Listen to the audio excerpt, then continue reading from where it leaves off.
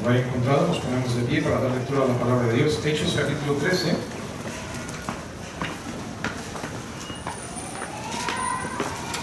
Y vamos a leer del 17 al 24, Hechos 13, lo leemos en forma alterna. Hechos 13, 17 dice así: el Dios de este pueblo de Israel escogió a nuestros padres y enalteció al pueblo, siendo ellos extranjeros en tierra de Egipto, y con brazo levantado los sacó de ella.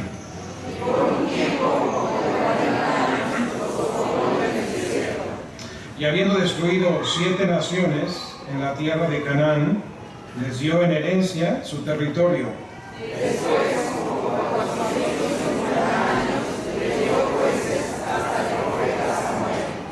Luego pidieron rey, y Dios les dio a Saúl, hijo de Cis, varón de la tribu de Benjamín, por 40 años.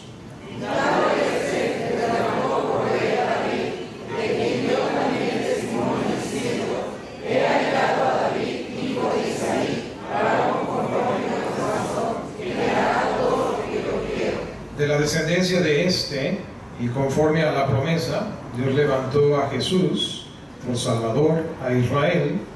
Antes de su venida, predicó Juan el bautismo de arrepentimiento a todo el pueblo de Israel. Vamos a orar. Padre,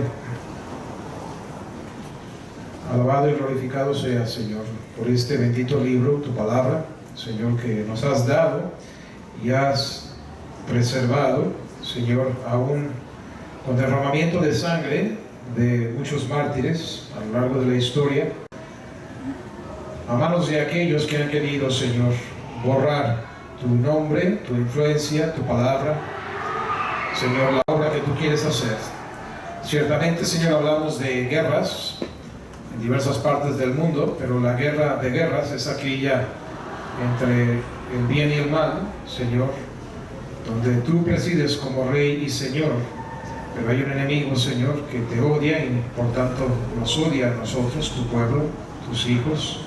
Padre, abre nuestro entendimiento para ver más allá de lo que nuestros sentidos perciben.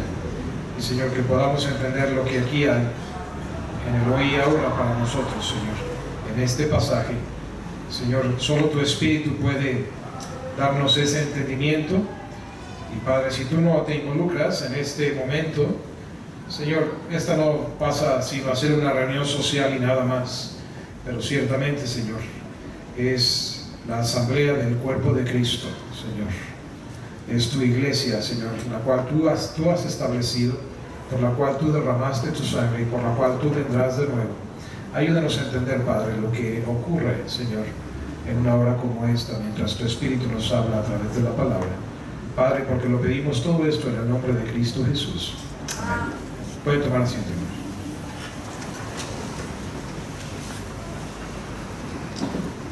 Hace no mucho tiempo le hablaba en un mensaje sobre la historia de Dios y había un pasaje similar a este. Le hice referencia a cómo salió por ahí una serie llamada La Historia de Dios, erróneamente así llamada, porque más bien es la historia de las religiones creadas por el hombre y nada tiene que ver con la historia de Dios, según el título dada esa serie. ¿Quieres saber la historia de Dios? Abre este libro, ahí está la historia de Dios. Y no toda la historia de Dios, la historia de Dios es eterna, de hecho no tiene ni principio ni fin. Por toda la eternidad seguirá siendo narrada la historia de Dios, pero parte de la historia de Dios que vemos aquí es un pedacito nada más de la porción de Dios involucrándose con el ser humano. Y vemos aquí referencia a la bendición que tuvieron los padres de la antigüedad, cómo el pueblo de Israel fue enaltecido, cómo llegaron de esclavos a Egipto y de ahí fueron rescatados con brazo fuerte y poderoso por Dios. Estuvieron 40 años en el desierto, lo menciona el versículo 18, y liderados por Moisés. Y luego destruyeron naciones en Canaán y esa tierra la obtuvieron por herencia. Pudieron haberla tomado 40 años atrás, pero por su infidelidad no la recibieron por todo ese lapso de tiempo. Y mira, hermano, ahorita te voy a dar el título del mensaje, pero quiero que veas que nuestra fe y nuestro espíritu y nuestro corazón hacia Dios, sus caminos, su palabra, tiene un impacto directo a la vida que nosotros vivimos, a cómo terminamos, a qué legado dejamos, a cómo morimos y cómo vivimos hasta el día de nuestra muerte, y el tipo de vida que le damos a nuestros hijos y los hijos de nuestros hijos. 40 años fueron innecesarios, pero ocurrió por la clase de corazón que ellos tuvieron delante de Dios, ¿sí o no? Entonces da cuenta que la fe es una cosa muy real, de un impacto verdadero en cómo se desenlaza o desarrolla la historia de nuestra vida desde la perspectiva de Dios.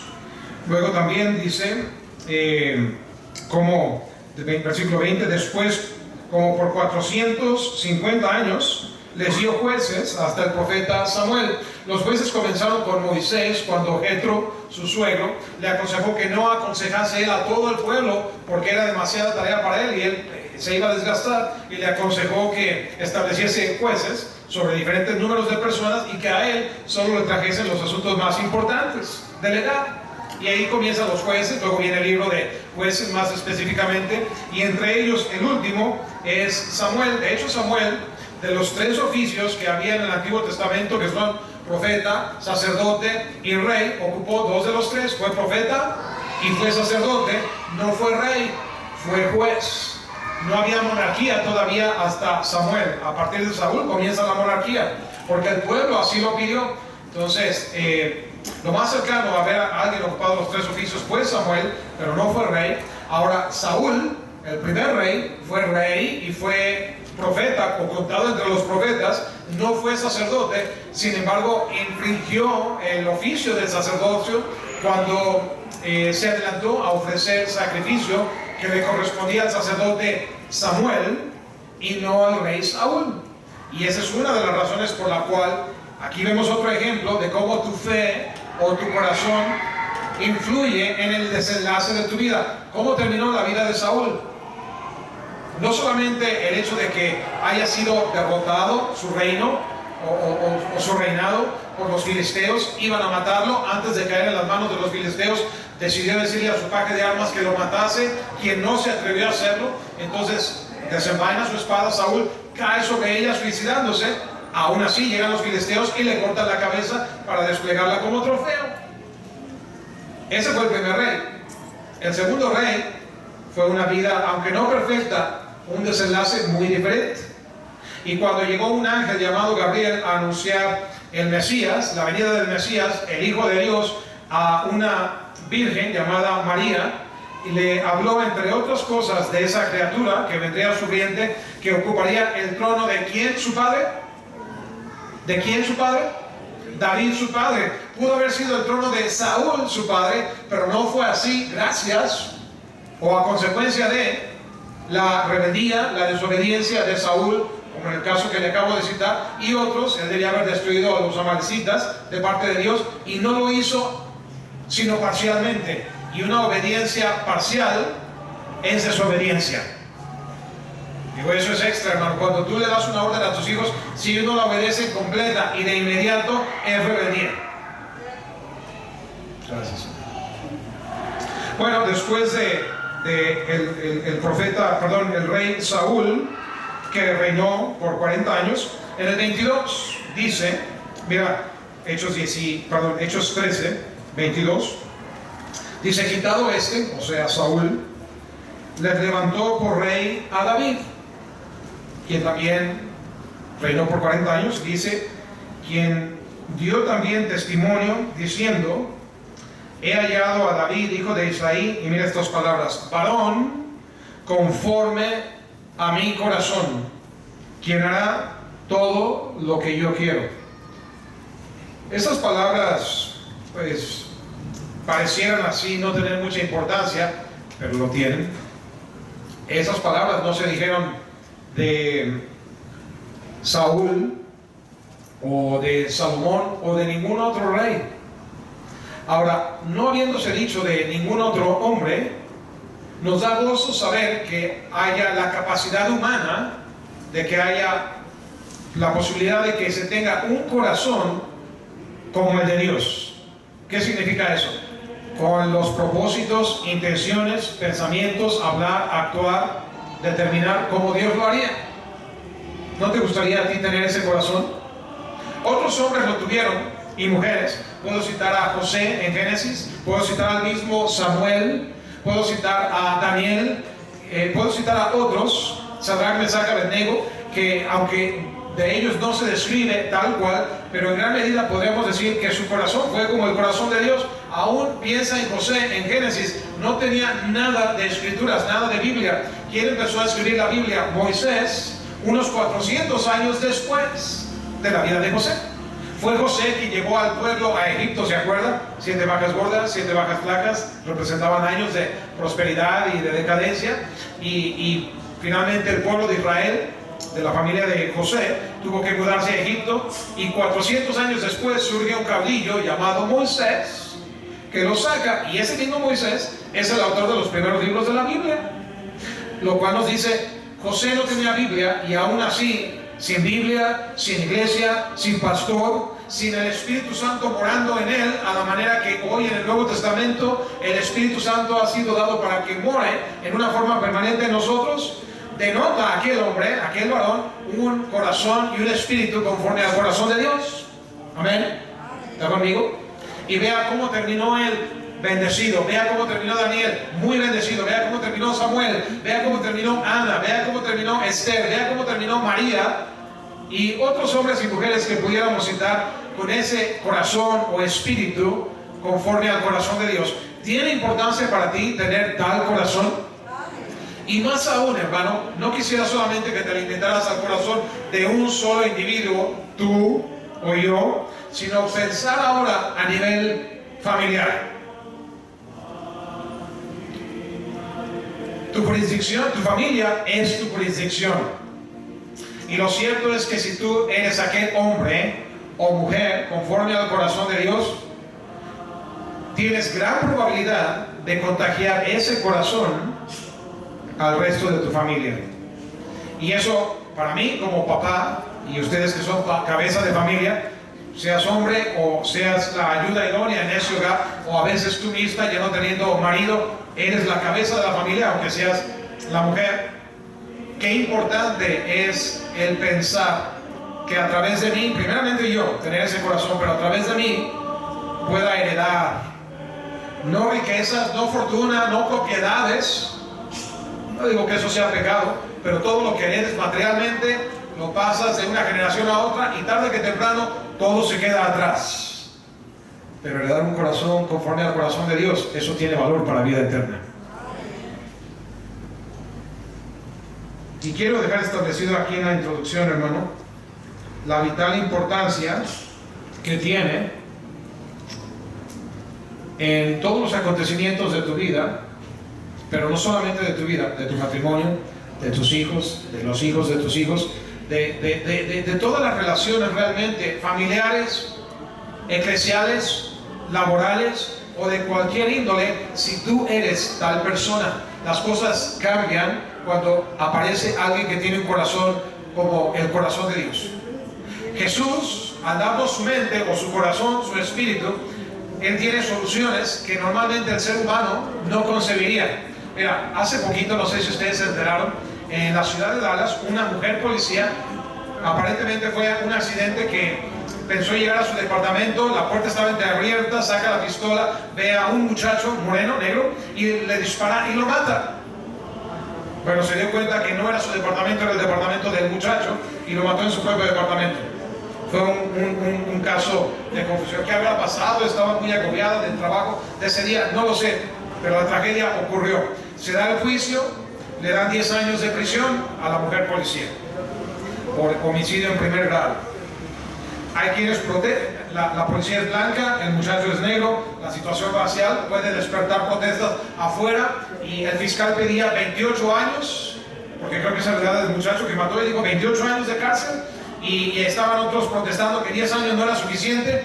Pero al término de todo esto se le permite a los allegados del asesinado, la familia, dar la opinión de lo que al convicto, en este caso a la convicta, de lo que les hizo a ellos y a su ser querido. Y llegó el hermano menor del asesinado, de 18 años, y le dice palabras como: La verdad es que no te deseo ningún mal. Desearía que no fueras a la cárcel. Te deseo lo mejor. Deseo que entregues a Cristo tu vida. Y la verdad es que ni siquiera deseo que vayas a la cárcel. Y acto seguido le pregunta a la juez, una juez de raza negra también, y le dice el muchacho, ¿le puedo dar un abrazo a la asesina de su hermano? Y la juez asiente. Sorprendida, la policía corre a abrazar a ese muchacho, un abrazo que fue captado en cámara, se volvió viral, de cómo es posible afuera a quienes están pidiendo una mayor condena. 10 años no es suficiente. Y este muchacho expresa, el que de veras está cerca del homicidio, perdona y muestra gracia, y se ve que se hablan palabras mutuamente al oído, una mujer blanca, un muchacho negro, mostrando el amor de Cristo, él a ella, y ella por supuesto hambrienta de esa gracia que le es extendida, sabiendo que todos desearían su destrucción.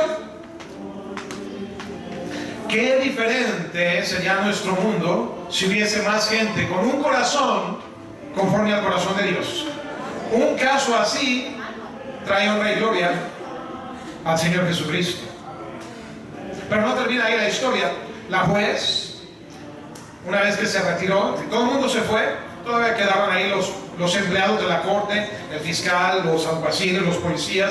La juez entra a su oficina, sale con una Biblia y le dice, esta es la Biblia que yo leo diariamente aquí en mi oficina, te la regalo, es la que yo uso, pero en la casa tengo más, y tu primera tarea es leer aquí, mira, Juan 3:16, y le da el Evangelio, la juez, y con lágrimas, ambas se abrazan, una juez negra, una mujer blanca.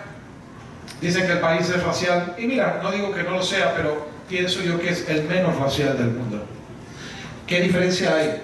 Obvio, tanto la juez como el hermano del asesinado era evidente que son cristianos. ¿Te das cuenta cómo el mundo es bien diferente? He visto muchos otros juicios de esa manera, que dicen que se pudre en la cárcel, no le perdono, que se desgaste en la cárcel, en la celda, y que cada día se acuerde del mal y que tú sufres. Palabras condenatorias. Dime, ¿cómo está tu familia y cómo están tus relaciones en todos los distintos entornos? ¿Crees tú que sería distinto si alguien, aquí la mujer policía, que yo sepa, no era cristiana? O yo creo que ahí no termina la historia.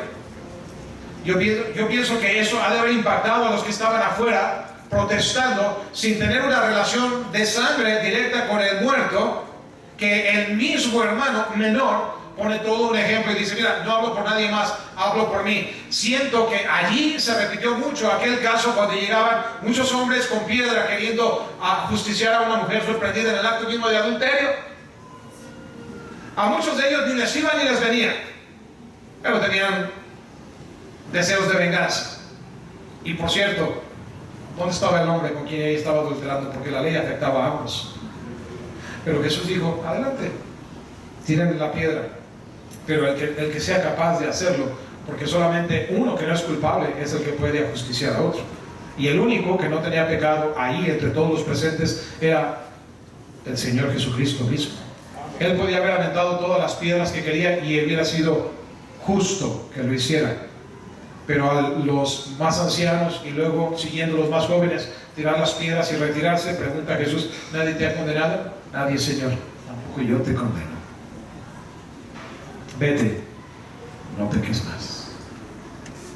¿Crees tú que un espíritu así pudiera hacer la diferencia para tu familia, para tu matrimonio, para las siguientes generaciones?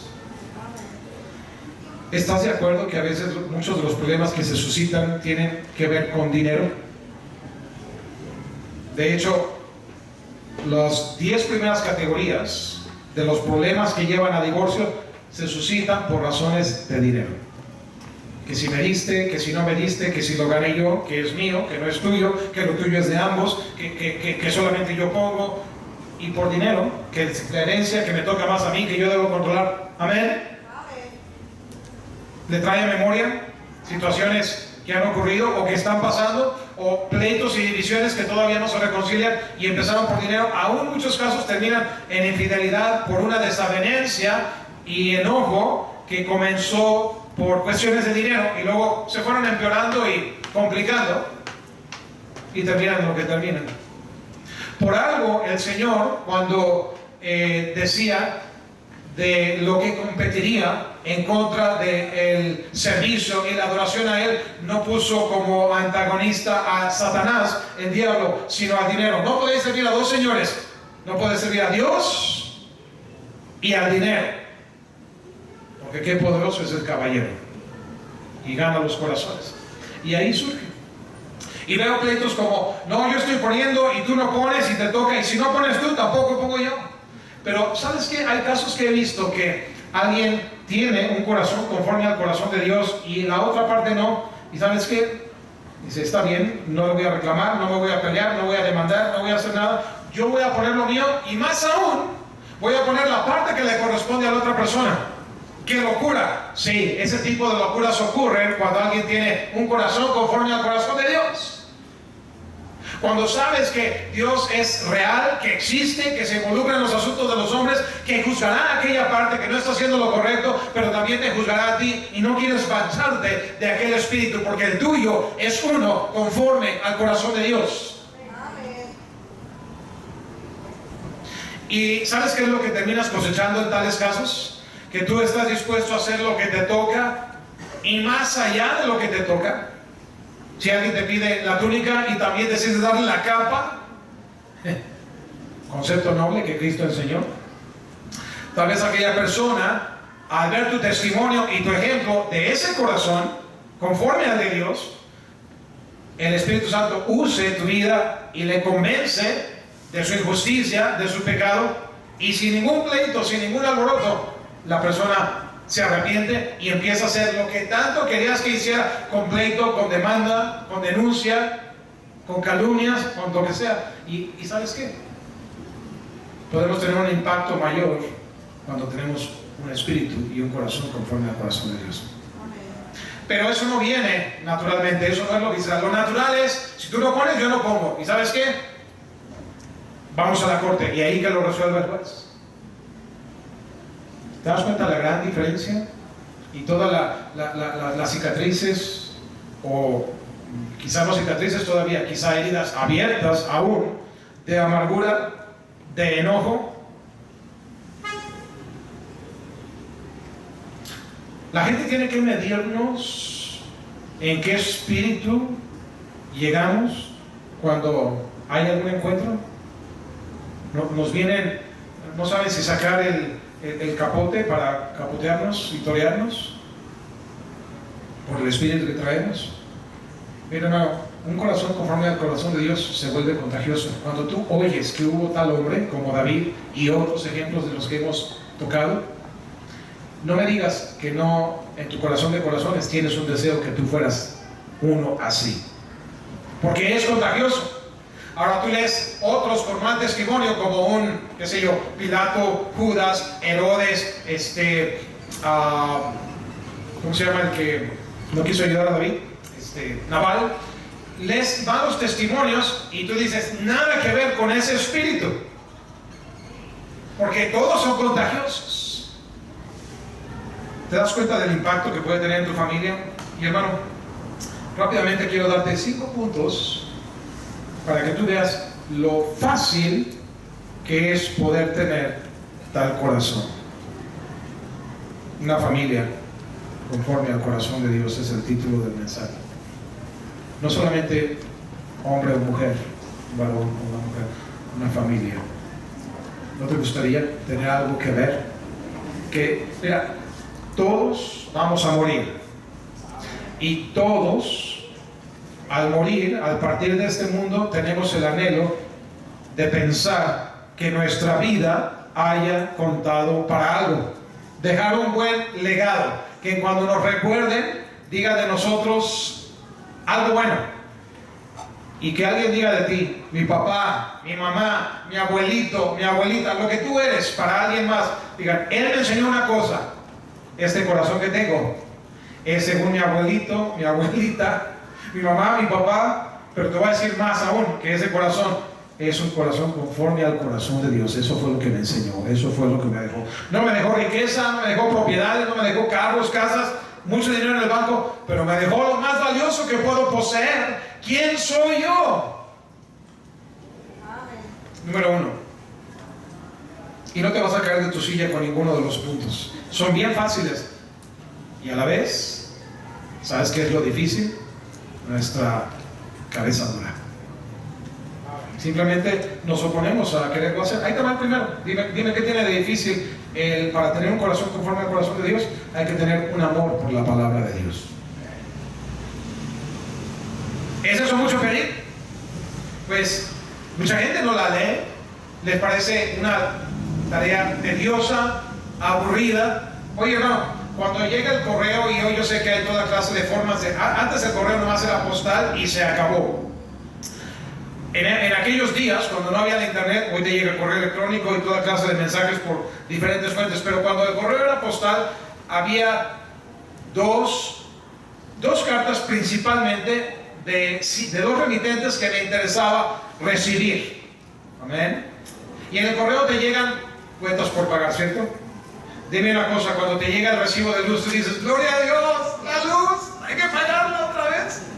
El teléfono, el gas, el agua, el banco, el préstamo, la hipoteca. Eso no da gusto. Me da gusto a mí pagarlos, porque mientras más rápido me deshaga de ellos, eso es lo que quiero. Pero de lo que llega en el correo y lo que ha llegado, dos personas, no eran los únicos que me escribían, amigos me escribían, pero dos personas me encantaba recibir: mi madre y mi novia, que ahora es mi esposa. Amén. En aquellos días que es el correo, mi madre era, ya en sus últimos días, mis hermanos le enseñaron a usar ahí la internet un poco y le trataba, pero ¿sabes qué era lo que ella prefería? Agarrar su blog de papel rayado, y escribía.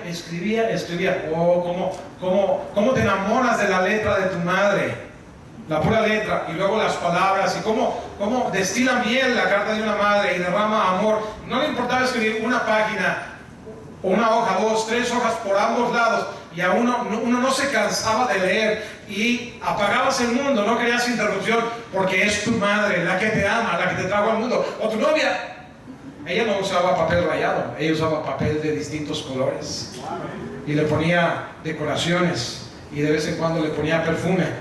Mira, tú tienes el de la luz, el del banco, el del pagar, y ves ese de colores, todo lo demás lo quitas y ese es el que quieres leer. Amén. Los demás los pagas, los rompes y lo tiras.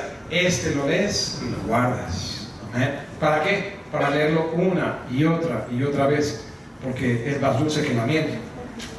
Eso es exactamente lo que tienes aquí, una carta de amor. Y este libro dice de sí mismo que sus estatutos, sus palabras son más dulces que la miel. ¿Por qué es tan difícil desarrollar un amor por la palabra de Dios? Después de todo, te va a hacer mucho beneficio, te ayuda a encontrar paz en tu corazón, te da sabiduría para las situaciones del mundo, te ayuda a tener protección contra el pecado, cómo ser limpio del mismo, cómo proceder, cómo andar, cómo vencer tus inseguridades. Mira, hermano, tú abres este libro y las palabras que salen de este libro, no hay libro que te las diga. Si pasas tiempo aquí, nada más piensa el libro de los Salmos.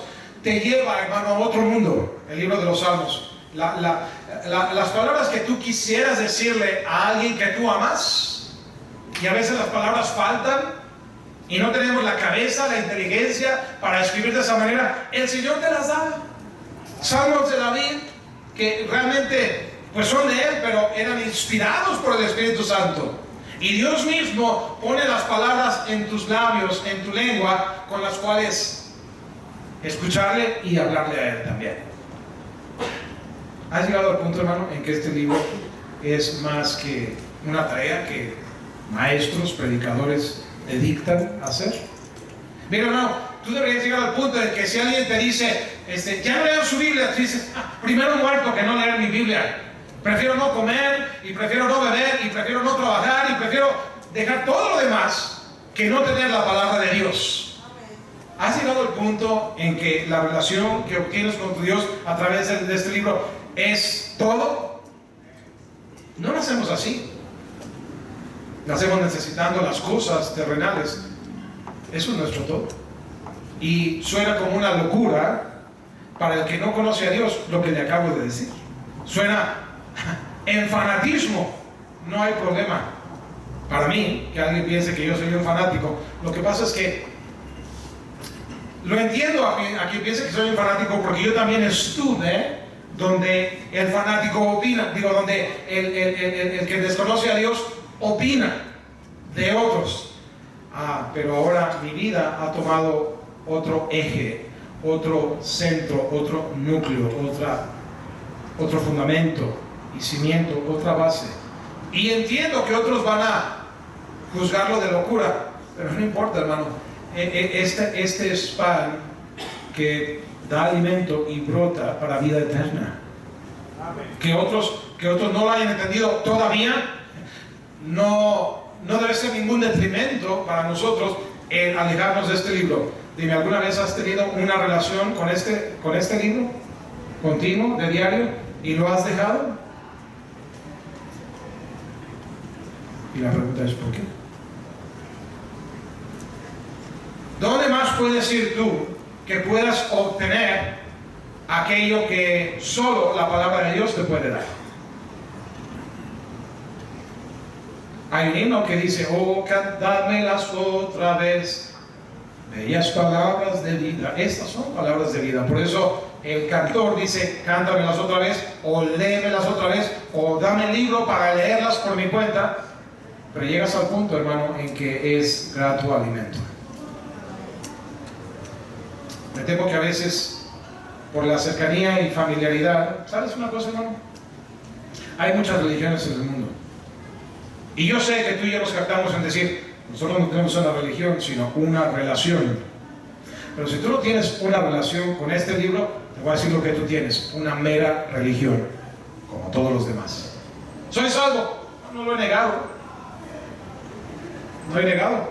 Saúl fue salvo, anduvo con los profetas y tuvo el Espíritu. Cuando estemos en gloria, vamos a ver a Saúl. Pero mira cómo terminó. ¿Por qué? Porque él no tuvo un corazón conforme al corazón de Dios. ¿Te conformas con el mero hecho de saber soy salvo y ya? No importa cómo termine, no importa qué legado deje.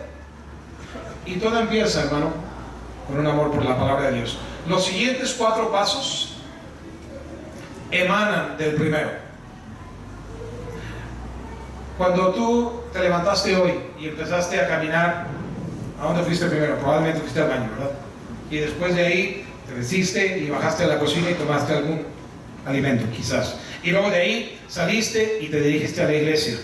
Y dime, ¿en algún momento en este día has tenido que pensar como un bebé cuando empieza a caminar? Un bebé, sus papás, pues el bebé no es consciente, ¿verdad? Pero los papás ven: mira, ya dio su primer paso. Y están ansiosos porque dé el segundo. Y a veces solamente dio 1 y a veces dio 2 y se acabó. Y le cuentan los pasos y le estudian cómo da los pasos. Pero llega el día como tú y yo que caminas de allá para acá y te mueves de allá para acá. ¿Y cuántas veces, aún allí sentado sin caminar, cuántas veces desde que comenzó el mensaje has movido tus pies sin pensar? Amén. Si empiezas con este primer paso de un amor por la palabra de Dios, los demás van a fluir naturalmente. Porque ¿sabes cuál es el segundo paso? Es, para tener un corazón conforme al corazón de Dios, es tener una vida de oración. ¿Y sabes de dónde emana? Del primero, de tener una relación con este libro, de amarlo. ¿Por qué? Porque si Él te habla a través de la palabra, a través de la predicación, y mira, si recibes esa dulce miel, tú no puedes no responder. Cuando alguien te habla con palabras dulces y palabras de amor y palabras amables, mira, mi mamá me escribía, y aunque yo no era tan deseoso de escribir como ella, le escribía de regreso porque es mi madre y porque me había escrito. Mi novia me escribía, y habiéndome escrito ella, yo tenía que responder porque algo había causado en mi corazón y había que responder. Amén. Y es un intercambio. Ya no es un monólogo nada más de la palabra hacia ti. Ahora es una dulce comunión, la que gozo ya. Y es una vida de oración. Y mira, por eso encuentras, por ejemplo, a David escribiendo tantos salmos, palabras que le daba a su Dios, y muchos otros. Jesús, continuamente lo encuentras en toda la historia de su ministerio. Hacía la obra, ayudaba al necesitado, al desvalido, etc. Y luego encontramos con frecuencia que se apartaba a un lugar desierto. ¿A qué? A orar. Multiplicaba los panes, mandaba a los discípulos. ¿Y a dónde se iba él? A orar. Y antes de escoger a los mismos discípulos, había orado. Y antes de resucitar a Lázaro, oraba. Y antes de multiplicar los panes y los peces, oraba. Siempre oraba. Aún estando a punto de la pasión en el huerto de Getsemaní, ahí lo encuentras orando. Se llevó a 3 consigo para que orasen con él y no pudieron ni aguantar una hora con él. De todas maneras, eso no menguaba la comunicación que él tenía con el Padre. Es bueno orar en grupo y a veces no vas a tener el grupito para orar, pero tú mismo puedes seguir orando. Tenemos el celular, ¿verdad? Que siempre estamos atendiéndolo. ¿Por qué? Porque es un instrumento de comunicación. Y a veces hay quienes piensan que si pierdes tu celular, como si perdieras tu salvación o tu alma. Ahí está todo. Y hay muchachos que hasta se quitan la vida cuando les quitan los celulares, hoy en día, tristemente. Pero así como buscas estar en comunicación con quien sea todo el tiempo, ¿por qué no con la persona más importante, el que te da vida, el que te da salud, el que te da toda buena dádiva y todo don perfecto, el Padre de luces? Comunicación constante. Emana del primer paso. Vives en este libro, ¿sabes qué? No puedes leerlo sin responderle. Es por eso que hay una invitación también al final de la predicación. No puedes escuchar predicación de la palabra de Dios y no responder. Si tu corazón está donde debe de estar. Y es como debe de ser. Aún en la cruz misma, Jesús oraba: Padre, perdónalos porque no saben lo que hacen. Dios mío, ¿por qué me has desamparado?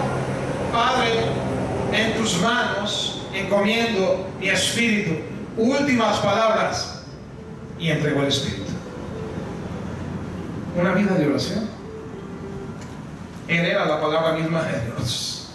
Por eso es que no era raro. La palabra de Dios nos dice: orad sin cesar, en todo ruego, en toda súplica, con acción de gracias. ¿Cambiaría eso tu familia? No que tú cambies a tu familia con eso, que tú tuvieras ese corazón. Y a lo mejor no se va a contagiar de la noche a la mañana, pero el que tú actúes con ese corazón. ¿Tú crees que esa mujer policía fue impactada con lo que le pasó? Yo creo que no hemos oído el final de esa historia.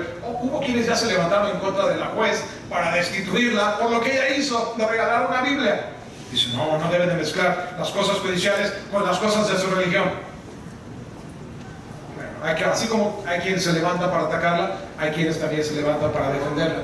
Lo cierto es, hermano, que ese testimonio tiene, porque se hizo viral, tiene un gran impacto en la región donde eso pasó, pero como hoy por video se capta todo, tiene impacto alrededor de toda la tierra. Y mira, a lo mejor las acciones que tú hagas no se vuelvan virales, pero supongo que a quien a ti te importa impactar es aquel o aquella con quien estás casado y aquellos que de tus entrañas han nacido y aquellos que de ahí surjan. Por lo menos. Número 3, surge como paso natural. Si tienes un amor por la palabra de Dios y una vida de oración, aquí está lo que va a surgir en tu vida, quieras o no. Va a surgir un corazón que honra, glorifica y alaba a Dios. No crea que yo estoy vigilando cuando cantamos, pero me fijo. Y hay gente que no canta. Y puede ser que haya gente nueva y no se sepa los himnos. Y es perfectamente entendible. Son nuevos, no se lo saben. Yo tampoco no cantaría si no me lo sé.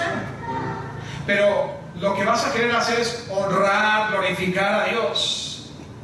Canta un himno al Salvador, ven, adoremos a Dios. Él es el Rey, canta, oh Rey, ven, adoremos a nuestro Dios. Y hay un gozo. No son palabras nada más que ves escritas en la pantalla y las repetimos como perico. No sé si ya dije esto o no, pero alguien dijo que las mayores mentiras que se dicen en la iglesia es cuando la iglesia canta porque ven las palabras y dicen cosas que no hacen porque están ahí escritas. Entonces, ¿qué vas a hacer? Bueno, pastor, si es así, ya no voy a cantar para no mentir. Podría ser, pero mejor es que las leas y en lugar de que de los ojos pasen a tu boca, pásalas por tu corazón, hazlas tuyas, vuélvelas una oración, vuélvelas una verdadera alabanza, una verdadera honra y gloria al Señor, y que tu corazón se contagie de eso. Hay letras que dicen, Señor, haz trono en mi corazón. Señor, eres el rey de las edades, te quiero adorar, quiero doblar rodillas delante de ti. Con mi vida le amaré y adoraré. ¿Eso quieres hacer? Eso dice la letra. ¿Quieres que sea una mentira o quieres que sea una realidad? Cuando tienes una relación con la palabra de Dios y eres agradecido, eso va a fluir. ¿Está conmigo? ¿Hace mucho calor? Estamos en Cuernavaca, no es el mejor clima del mundo. Algunos como que me están durmiendo. Hermano, no le voy a llevar por ahí salmo tras salmo tras salmo. ¿Qué son? Honra, gloria, adoración de David. Salmo 95, Salmo 104, Salmo 119. Jesús adorando al Padre. Voy a leer de Mateo 11. Si quiere ir a Juan 15, vaya a Juan 15. Pero lo voy a leer primero de Mateo 11. Dice así. Jesús dice, te alabo, Padre, Señor del cielo y de la tierra, porque escondiste estas cosas de los sabios y de los entendidos y las revelaste a los niños. Y Jesús dice, oh Padre, veo cómo obras, veo cómo actúas, veo cómo es tu proceder, tu pensar, tu andar, y te alabo. ¿Alguna vez alguien en tu familia ha hecho algo bueno que le honras, le reconoces? Pues cuánto más, hermano, al que hace todas las cosas. En Juan 15, que es el pasaje donde el Señor dice, yo soy la vid y vosotros los pámpanos, sin mí nada podéis hacer. En el versículo 8, Juan 15, 8 dice así, en esto es glorificado mi Padre, en que ¿qué? En que llevéis mucho fruto y seáis así mis alumnos, mis discípulos, mis enseñados. Mira, hablamos de que ese fruto es el ver otras almas salvas, y lo es, pero no solamente es eso. Lo que te describí que pasó en Dallas, en ese juicio, eso es fruto de la presencia de Dios en un joven y en una juez. Y Jesús y el Padre fueron glorificados. De nuevo, tal vez tú no te vuelvas viral, pero no estamos buscando fama o reconocimiento del hombre, pero sí que el Padre sea glorificado.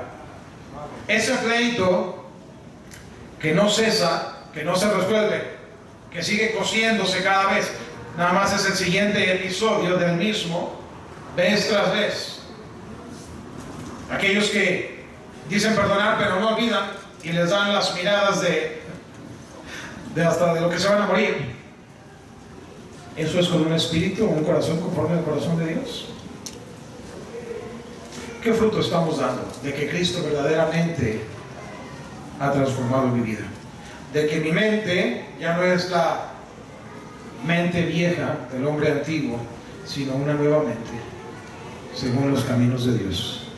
¿Por qué un cristiano puede decir, no lo perdono?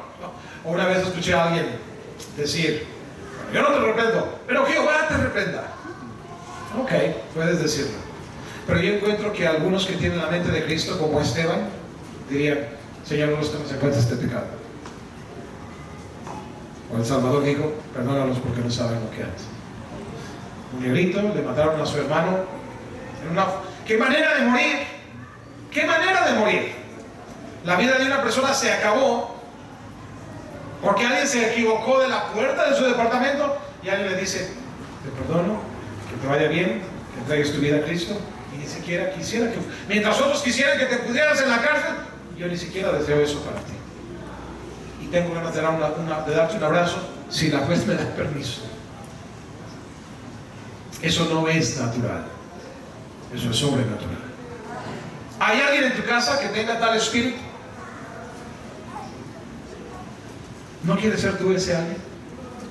En otro lugar, el apóstol Pablo lo dijo así: si pues coméis o bebéis o hacéis otra cosa, hacedlo todo para la gloria de Dios. ¿Sabes una cosa? Si tú estás allí, en ese corazón, con amor a la palabra de Dios, una vida de oración y buscando glorificarlo y alabarle, ya no empezamos a preguntar, ¿qué tiene de malo que yo me vista de esta manera? Esa manera en que vistes no la aprendiste de la iglesia, la aprendiste de la tele, la aprendiste de los espectáculos, la aprendiste del mundo, de las modas. Ya no vas a preguntar qué tiene de malo que yo use tal música que es mundana, que apela a la carne, que te incita al baile, que realmente no tiene nada que ver con honrar y glorificar a Dios, y tiene todo que ver con sentirme bien yo. ¿Qué es lo que hacen hoy muchos pastores que van fracasando en su ministerio? Mete la batería y mete la guitarra eléctrica. ¿Así va a ser más glorificado Dios? ¿O será que así la gente va a ser más satisfecha de sus apetitos? Y hay coincidencia que cuando tales cosas son introducidas, porque lo hacen, la multitud crece. ¿Era lo que faltaba para la honra y gloria de Dios? ¿O es lo que apetece a la carne y a los sentidos? Ya no vas a preguntar qué tiene de malo que vaya a este lugar o a aquel lugar, o me junte con tales influencias, amistades. Tú lo vas a entender, aunque el pastor mismo te indujese a hacer lo que no conviene. Tú dirías, algo me dice aquí en mi corazón, por la relación que yo tengo con la Biblia, por la relación que tengo con mi Dios, porque le alabo y lo glorifico, que eso, que aunque si bien tal vez fuera pecado, no fuera pecado, no lo sé, algo me dice aquí adentro. ¿Sabes qué te dice? ¿Quién te dice? El Espíritu Santo de Dios, que aquello no conviene. No todas las cosas convienen, dijo Pablo, y lo dijo guiado por el Espíritu Santo. Número 4. Si tienes tales caminos, el siguiente paso va a ocurrir. Cuando tú le quieres agradar, le quieres dar honra, gloria y le glorificas, tu corazón, ese corazón conforme al corazón de Dios, empezará a aborrecer los malos caminos. Mira, Jesús era alguien que no quebraría la caña cascada, ni apagaría el pabilo humeante. Pero llegó el día en que sacó los látigos para dar azotes a los cambistas de dinero, a los tranzas que estaban viendo cómo tomar ventaja. Ese ha sido Israel. Quieres comprar esta planta y te dicen $300. Y tú dices, no, ¿qué $300? Bueno, dame 250. No, de ninguna manera, ni 100 te doy. Bueno, ¿cuánto me das? Te doy 10. Mira, dame 15 y es tuyo. Gente que ve nada más cuánto te pueden sacar. Así estaban los cambistas de dinero. Y Jesús dijo, para eso no es el templo. Es el lugar de sacrificio, es el lugar de honra, es el lugar de gloria al Señor. Y lo han convertido en una cueva de ladrones. Venían los escribas y fariseos y les decía, hipócritas, y todas las reprensiones que les daba. Mira conmigo 2 Corintios capítulo 10. Aquí hay evidencia de una mente transformada. Porque dice el Señor en 2 Corintios 10, 3, pues aunque andamos en la carne, no militamos según la carne. Sí, nos gusta la carne y la comida de carne y las carnitas y la rachera y todo lo demás. Pero las armas de nuestra milicia no son carnales, sino poderosas en Dios para la destrucción de fortalezas, derribando argumentos y toda altivez que se levanta contra el conocimiento de Dios, y llevando cautivo todo pensamiento a la obediencia de Cristo. Esto significa que debemos meternos con el testigo de Jehová y derribarle todos sus argumentos. No, está hablando de tus pensamientos. No puedes controlar el pensamiento de nadie más. El tuyo propio te cuesta trabajo. Pero aún llevando cautivo los pensamientos que aquí se generan y los argumentos que aquí surgen, y toda la altivez, orgullo, vanidad que en este corazón se levanta, para llevarlo cautivo a la obediencia de Cristo. No puedes controlar a nadie más, ¿o sí? No puedes controlar a tu esposo, a tu esposa, no puedes controlar a tus hijos. Puedes educarlos y puedes disciplinarlos, pero en su corazón de corazones no puedes dominarlos. Versículo 6, estando prontos a castigar. ¿A quién vamos a castigar? A ti mismo. Toda desobediencia, cuando vuestra obediencia sea perfecta. No es difícil, y a la vez, por nuestra cabeza dura, por nuestra dureza de cerviz, que indispuestos estamos. Ahora vas entendiendo un poquito por qué parece tan difícil tener un corazón conforme al corazón de Dios, cuando en realidad es tan fácil? ¿Qué le he dicho hasta ahora? Nada más acuérdate de tener amor por la palabra de Dios, y de ahí emana una vida de oración, y de ahí emana que tú glorifiques y alabes y honres a Dios, y de ahí emana que en esas convicciones que has desarrollado, porque la mente de Él se vuelve tu mente y tú sabrás rechazar aquello que no conviene. Y por último, número 5, ¿sabes qué va a ser bien valioso para ti? Si es que hay un corazón conforme al corazón de Dios, un corazón deseoso de la unidad del cuerpo de Cristo. Qué frágil y qué valiosa es la unidad del cuerpo de Cristo. Dime, ¿es valiosa la unidad de tu familia? Hay familias que se autodestruyen, familiares, hermanos, viviendo como perros y gatos, padres, hijos, etc. Incluso hay quienes están tan divididos que entre sí se matan. ¿Ocurre o no ocurre? Hay quienes están tan divididos contra sí mismo, un espíritu tan quebrantado, un corazón tan roto, que se quitan su propia vida. El suicidio. Y el suicidio está a la alza, hermano, en diversos grupos. Uno de ellos, la juventud. ¿Quieres eso para tu descendencia? ¿Puedes decir que tus hijos, tus nietos están inmunes al suicidio? Qué importante pelear por la unidad, hermano. En Juan 17, la oración sacerdotal de Cristo, en el versículo 20, Juan 17, 20, Jesús oraba así: mas no ruego solamente por estos, sus discípulos de aquella época, sino también por los que han de creer en mí por la palabra de ellos. ¿Tú has creído por la palabra de alguien más en Cristo? Si es así, Cristo estaba orando por ti también desde entonces. Y mira el 21: para que todos sean, ¿cuántos? Uno. ¿Ves la unidad? Como tú, oh Padre, en mí y yo en ti. Nadie tiene duda aquí que el Padre y el Hijo uno son. De hecho, Padre, Hijo y Espíritu Santo, un solo Dios, una unidad inquebrantable. Y el Señor dice: así quiero que los que creen en mí tengan esa misma unidad, como el Padre con el Hijo, también ellos sean uno en nosotros, para que el mundo crea que tú me enviaste. La gloria que me diste yo les he dado, para que sean, ¿cuántos? Uno, así como nosotros somos uno, yo en ellos, tú en mí, para que sean perfectos en unidad. Mira, es una unidad, lo más comparable aquí en la tierra es la unidad de cuando un hombre y una mujer se casan y dejan de ser dos y se vuelven una sola carne. Es lo más similar para poder entender. Espero que tú que eres casado no te puedas imaginar aparte de la persona con que estás casado. Que si estás, sí, no me puedo imaginar, pues me veo en el espejo solo. Sí, pero que sepas que así no estás completo. Porque desde el principio dijo Dios: no es bueno que el hombre esté solo. O te da igual si está ella o no está. Te da igual si está él o no está. Algo no está bien con un corazón, si es que ese es tu sentido. Y Jesús, en esa unidad, busca cercanía con nosotros. ¿Es importante la cercanía? ¿Tú organizas alguna vez algún cumpleaños, alguna reunión de amigos? ¿Por qué? ¿Para qué? Porque nos gusta la cercanía.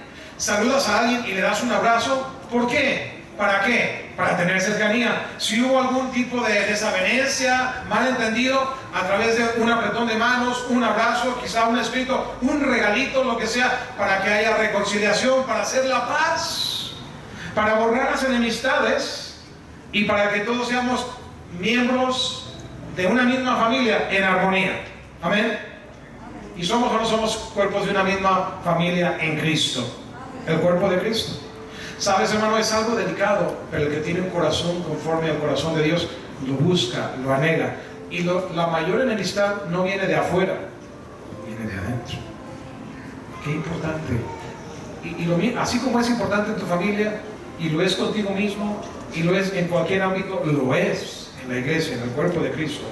Mirad cuán bueno y cuán delicioso, dice la Escritura, habitar los hermanos juntos en armonía. Cuando hay división, hay sufrimiento, hay quebranto, hay dolor, hay depresión, hay desánimo, hay pérdida de esperanza. Cuando alguien se quita la vida, en gran medida, ¿sabes por qué lo hace? Porque piensa que ya no es importante para nadie. Porque ya nadie me valora, a nadie le importa, ¿para qué vivo? Porque se acabó la unidad. Y el Señor nos recuerda que somos uno, en un solo cuerpo, en un mismo espíritu, con una esperanza, un Señor, una fe, un bautismo, un Dios y Padre de todos, que es sobre todos, por todos y en todos. Ya terminé, esos son los 5 puntos. Ahí donde empezamos a leer de la historia de Dios, conforme en esta pequeña porción que se relaciona con su pueblo, leímos de uno, de quien se dijo, varón, conforme a mi corazón, quien hará todo lo que yo quiero. ¿Puede Dios estar seguro de nosotros que tenemos tal corazón y que haremos lo que Él quiere? ¿Tú has tenido o tienes a alguien de confianza y en quien puedes depender, de que le haces una encomienda, le pides un favor, un encargo y sabes que una vez mencionado lo puedes considerar hecho? ¿Dios tiene esa confianza de ti y de mí para eso? Porque también hay gente que le encargas algo y dices, ¿ya lo hiciste? Oye, ¿se lo diste? ¿Ya lo va a hacer? La verdad es que no sé. No, la verdad es que ese nunca hace lo que le digo. Es como si se los dijeras a la caramita de Ambrosio. No pasa nada. Dios puede tener la confianza en ti, en ese corazón, que hará todo lo que yo quiero. De Jesús lo tuvo, de Daniel, de Sadrach, de Ana, de Esther, de María, de José, de Samuel. Pero todos ellos son hombres y mujeres fieles del pasado, ya pasaron a la presencia del Señor. Pero tú y yo todavía no pasamos a la presencia del Señor, todavía estamos aquí. Este es nuestro tiempo, esta es nuestra generación. ¿Puede Dios tener ese agrado, esa seguridad de ti y de mí? ¿No lo merece Él como Dios? ¿Y quién es el único beneficiado de todo eso? Eres tú y los tuyos. Tu vida terminará como la de Saúl. Salvo, no perdió su salvación. Listo, al cielo vas a ir a parar. Pero quieres terminar como él terminó, perdiéndolo todo, lo demás. Todo lo que humanamente podía haber perdido, lo perdió, menos su salvación. ¿Te conformas con eso? ¿O quieres tener la bendición que siguió a David? Padre, ayúdanos a entender, Señor, que la vida y la muerte dependen de nuestro responder a tu palabra. La bendición y la maldición dependen de nuestro sentir.